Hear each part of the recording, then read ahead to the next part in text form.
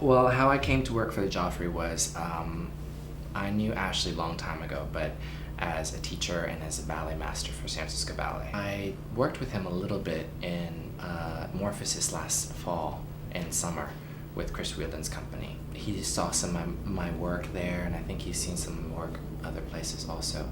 And then he called me and he asked me to do a new ballet for the Joffrey, and I was so excited. So I was like, yeah, sign me on.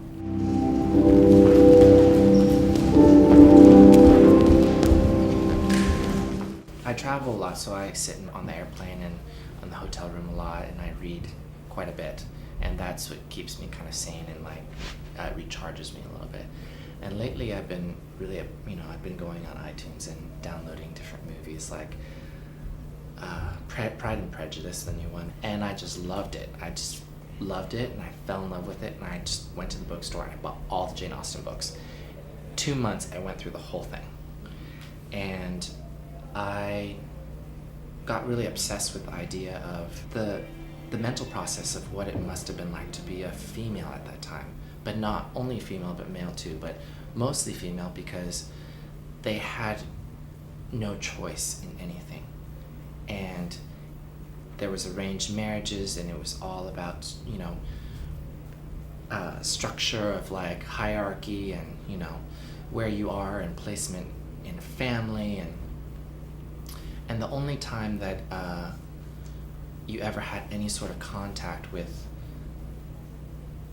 the person that you're possibly going to be matched with is these dances. These are the only time that you get to touch each other's hands, and not even bare hands, but just with gloves. That's the only time that you were allowed to talk with the opposite sex and just get an inkling, or just a quick smell, or just a sense of what they are like. And that to me is just the most, like, especially in where I'm at mentally and where we are now, it's really, I can't quite comprehend it. Right.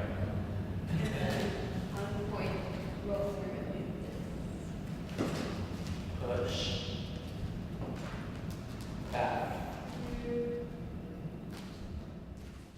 The things that happen in these small ballrooms or homes, and the dramas that happen from like a perfect match, and the feelings of first love. And for them it was so innocent because it's like they have no contact, and just the inkling and the brush of the hands, or just the whisper in the ear, is just ecstasy to them. And then there's also the tragedy of life when people are matched and they are in love with somebody else, and they have nothing, they can't do anything. And I wanted to talk a little bit about the oppression of what it might feel like, and just the inner rage that would happen, but yet you'd have to keep a complete calm, serene front. No one will help you. Your family won't help you. Your siblings won't help you. Nobody's there for you. You're there for yourself. And I wonder what that must feel like to be able to eat that and move on. If these homes become historical homes or museums, and great hall and ballrooms become public places, if you were at night and you were walking through, I wonder what things you might pick up, and senses and smells and energy that you might pick up from just what's left behind, and voices and stories and things like that. Here, Ashley, let's go. You're gonna go here. Right. What I loved about this company is that these dancers are remarkable. I mean, they really come in with hearts open, and they work so hard for me, so I couldn't ask for more.